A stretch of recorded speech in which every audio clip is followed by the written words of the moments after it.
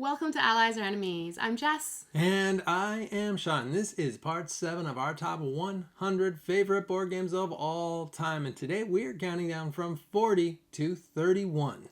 And while we're filming this, it's been 2 years to the date since we put out our first video on our channel. So thank you so much, everybody, for watching, for subscribing, for following along. It's grown a lot more than I think either of us expected. Yeah, I was like, if like 100 people watch these, that will be tremendous. If 10 people watch these, that will be tremendous. I had a low bar, and it's grown way more than either of us thought that it would, and that is all thanks to you guys. So thank you so much for watching, and please keep watching because we're going to do a lot more of these in the years to come too. But for right now, I guess let's do this one, and I am kicking it off. So let's look at my number 40.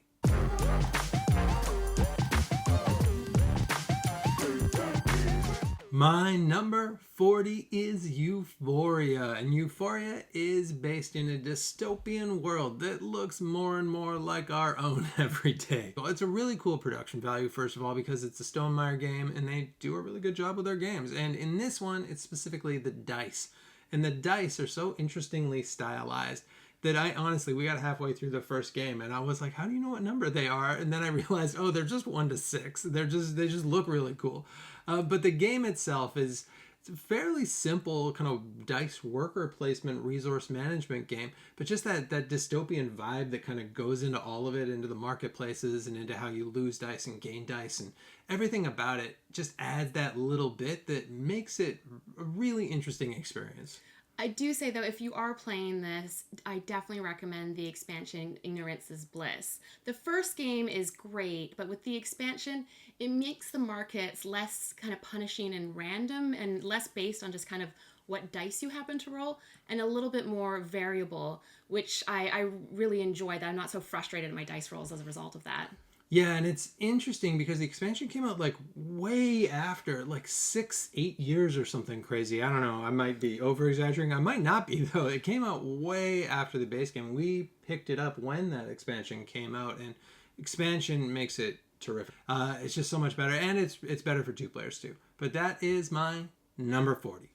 My number 40 is Parade, and Parade is an Alice in Wonderland themed card game, and it looks amazing. All of the cards are different Alice in Wonderland characters, and there is this parade of characters, and on your turn, you always have to play 1 card, and overall, you're hoping to not have to grab any cards, but then sometimes you might have to grab lots of cards, and then once you start having to grab cards, you have to maybe even grab even more cards, and that's not really explaining it well at all, because it's hard to kind of explain, but once you play 1 round, you get it, and it's great, and after that 1 round, everybody is super keen to play it. Yeah, I've definitely found this is one, every time we try and explain it, it's like, and I hate it when people are like, just play around and we'll get it. But this is a game where you play 1 round and that's it. You're in, you're hooked. And it's just like a classy card game. And it's the sort of game that like parents will love, like people who have only played like Rummy or something like that. They'll get this and they'll like it. And it's the sort of game you'll just play it all night.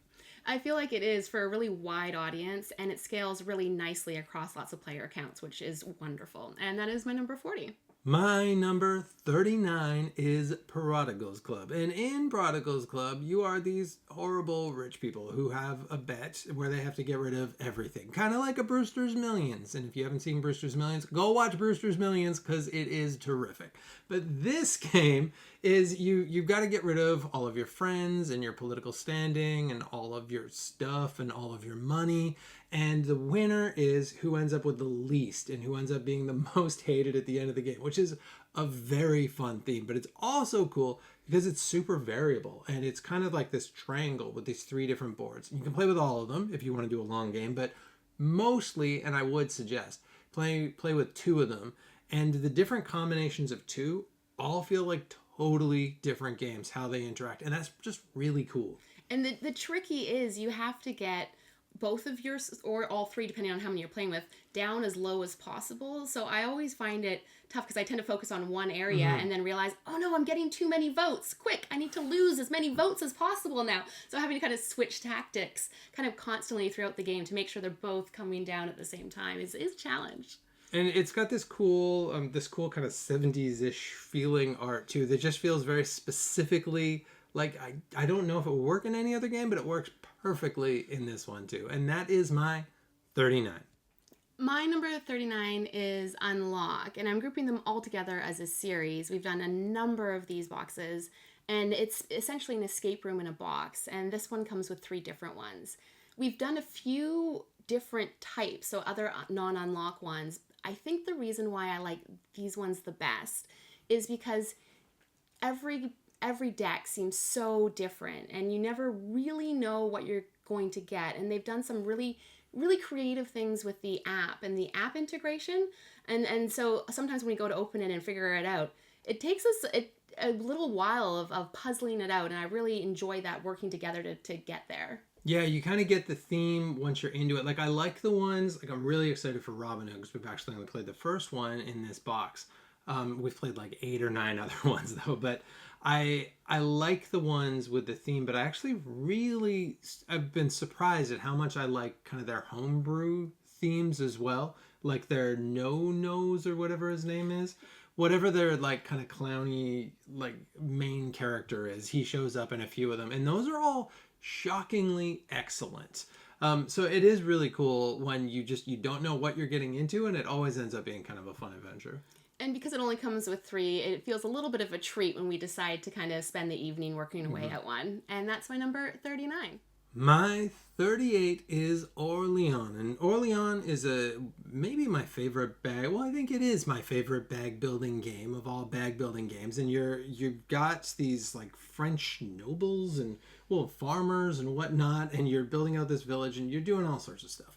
But the cool thing with Orleans is I like the usual competitive version that comes in the base game, but I really like the invasion expansion that also makes it into a cooperative game. And that also has other competitive modes too, and we've played those, and those are cool. But the co-op mode is fantastic because it's really hard, but it's just that right amount of hard where we win it about 20% of the time. But even when we lose it, it feels really fair. Like it feels like we should have lost, and it goes right down to the wire. It's always like the last few kind of plays, and we're really trying to figure it out together. Yeah, for a bag builder, it definitely feels like you have to have a strategy, that it isn't just luck. And you are able to kind of carry over some of the characters that you pull out and set yourself up for future turns. So I think that strategy element really makes this such a strong bag builder, particularly if you put your chits in the coin capsules, or you get the upgraded one, because that niceness of that clankiness certainly adds to it as well. Yeah, we got lucky and we got the BGG clanky. We actually won them, and they're terrific. It's like a life changer. But Orleans, that is my 38. My number 38 is Ganymede, and we first played this back at AirCon a few months ago, and then I think every time we play it, I appreciate it more and more, and it's climbed higher up my list. It seems really simple on the surface. You're on your turn, you're just grabbing a tile or a card and you're performing those actions, but there's a more depth than it first seems. And what you're trying to do is get your people from Earth to Ganymede in as efficient way as possible. And then there's some ways you can set off some great combos if you set it up just right. Yeah, I think it's great, and I love the theme. One of the things that I'm really into is the moons. For some reason, the moons of Jupiter specifically. So when I see a game that says Ganymede, I'm instantly hooked, and it has definitely lived up to those expectations. Yeah, the theme is great, and that's my number 38. My number 37 is Marvel United, and specifically the X-Men version. And Marvel United's one of those CMON games that just has way too much stuff. And we've got like 6 boxes between the two, but there's folks out there who've got like 20, 25 boxes of this. And even with what we've got, it's like, we've got like, I don't know, 80 good guys and like 40 bad guys or some nonsense. We're never going to play that much. But the good news is, the game is actually very good, and it's super simple. It's a great game for kids, but it's also a great game for anyone who doesn't think they're too cool for stuff like X-Men. And you're really just moving around a circle cooperatively, and you're fighting against a bad guy. But every one of those bad guys plays super different. So if you're playing Magneto, feels so different from if you're playing Mystique or Blob or Arcade or whoever it might be. And the good guys feel a little bit different, but different enough that I can kind of convince myself that I definitely need both. Like, I need Alpha Flight, I need X-Force, I need all those different teams. And I really appreciate how cooperative it is, because you do really have to play off of each other for figuring out what the other person's going to do and what you can do. And for what seems like a really simple game, there are some that can be quite challenging. Yeah, the how you play together is really cool, because when you play a card, it means the other people you're playing with get to use that card the next turn. So the next person in order. So you're really kind of half playing their card and your card, which I think is a really cool system.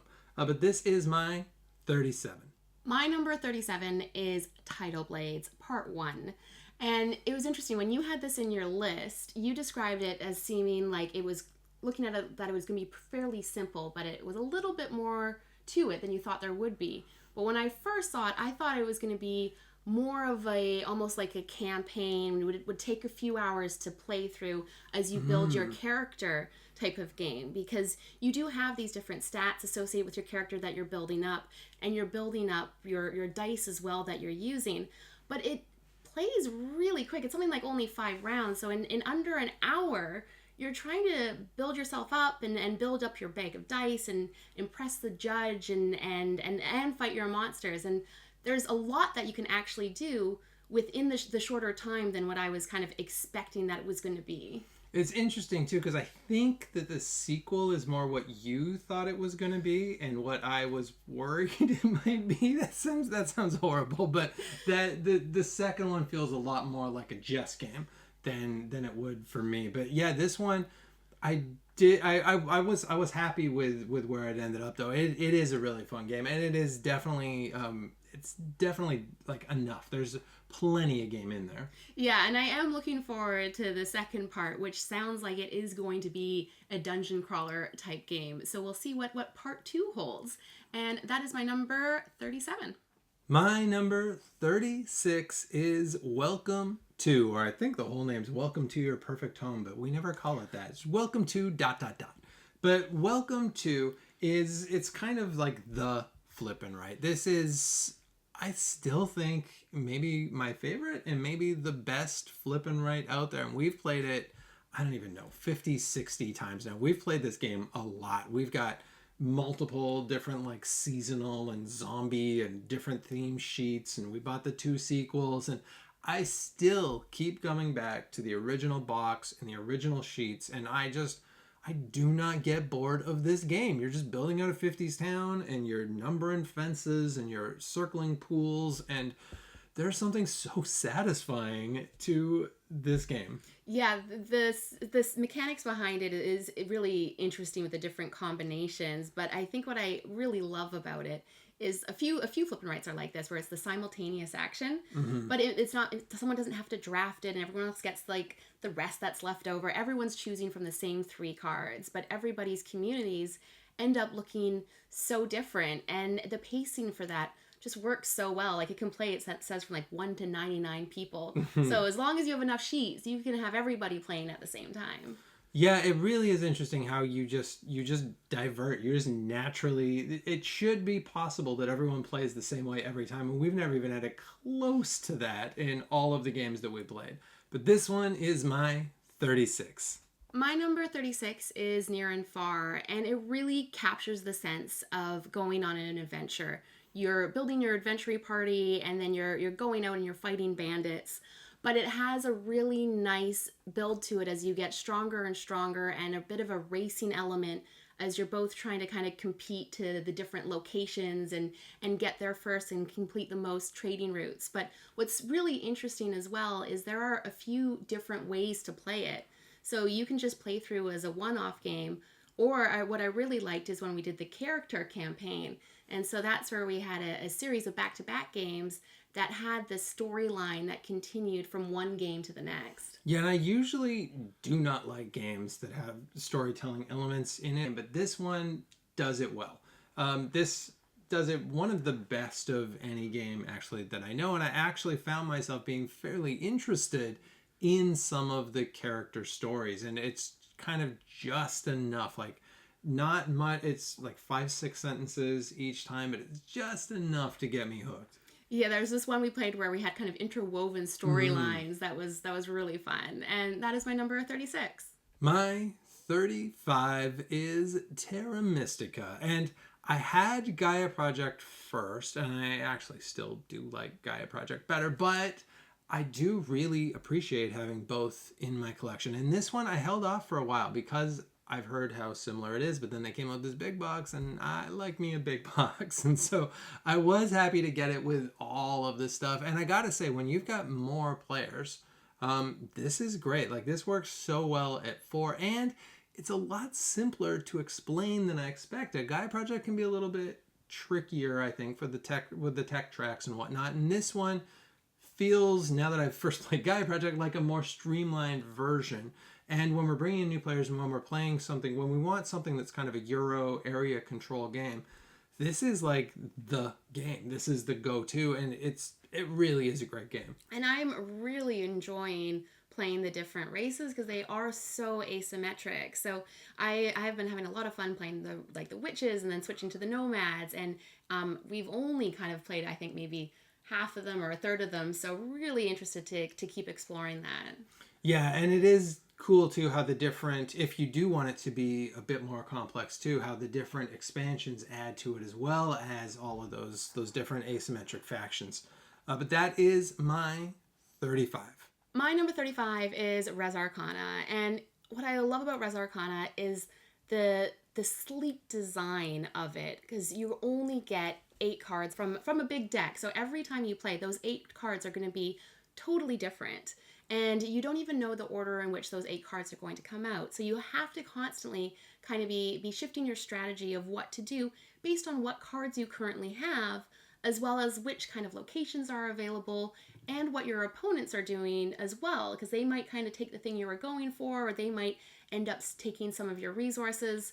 And so there is this interesting way that you have to strategize and switch as you go too.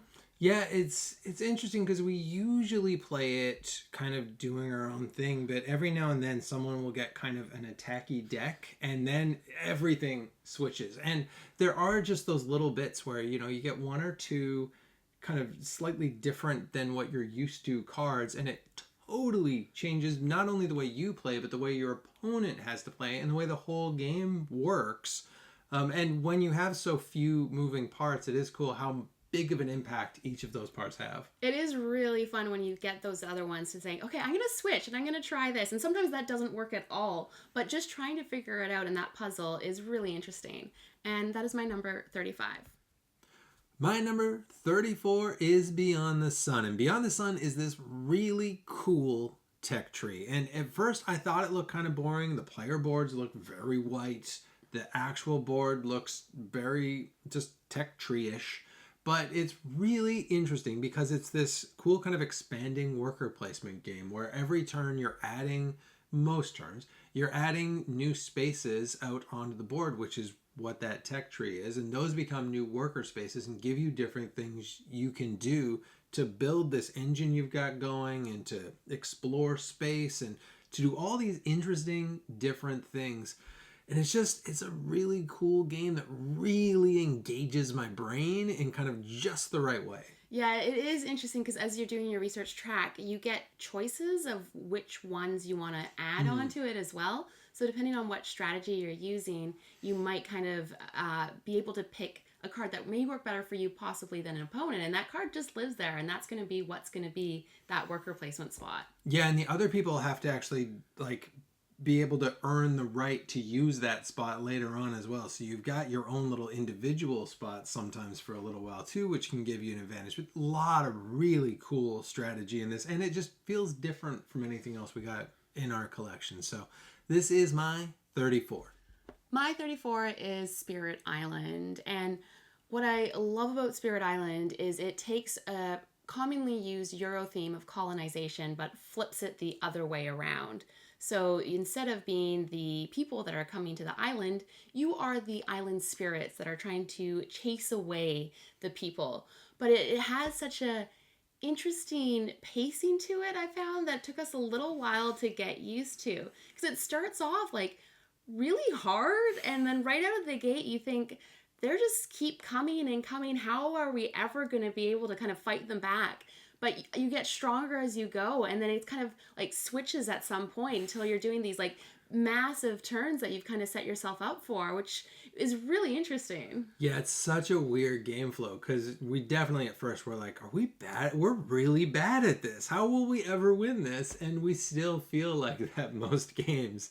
And it is such a weird flow to get used to of building the engine as you're kind of getting like beat down until you get to a point where you can actually fight back, and building that up is I feel like it's building our moral character. Yeah, it can be really hard. This can be a really brain burner cooperative game, and I love co-op games, and I love the asymmetry in it. And this is my number 34. My number 33 is Merchant's Cove. And Merchant's Cove is a game that I've gotten deep into with the expansions because it is very asymmetric. The actual game itself is super simple. You're just trying to make goods and sell goods at docks to these people coming into your town. But how you do that is completely different for the different characters. And so they got a character who plays a bit like Potion Explosion. They got a character that's a roll and write character.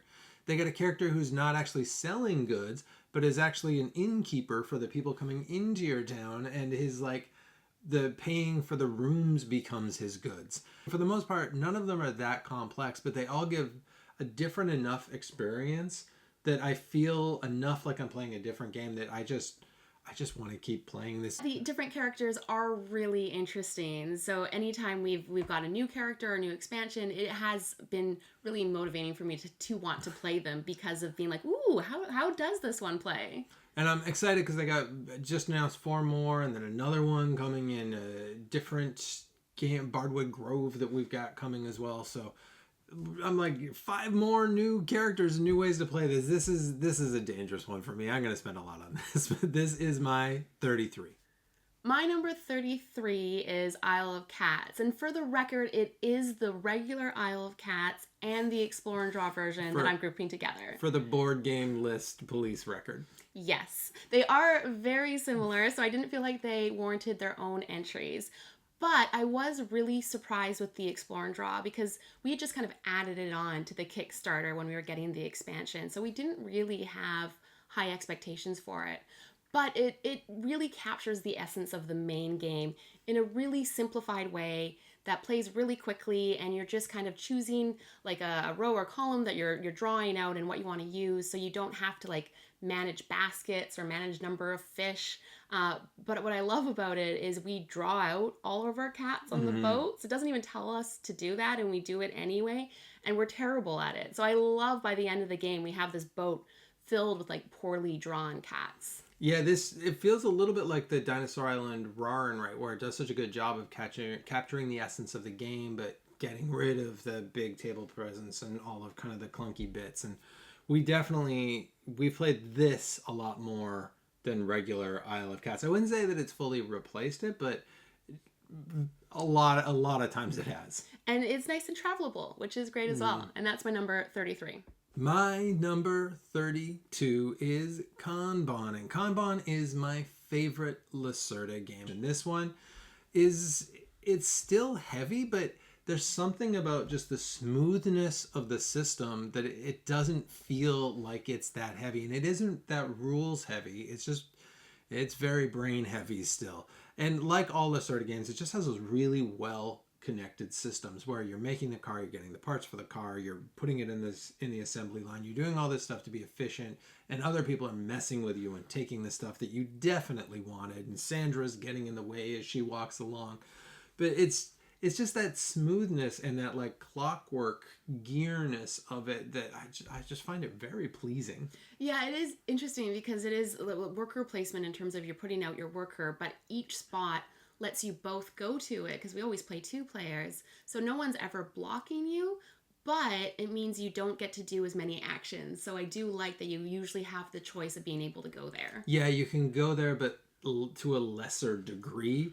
It is, and I like that time becomes a resource in this as well, where you can gain more time and you want to maximize your time. That's a really clever part to the system.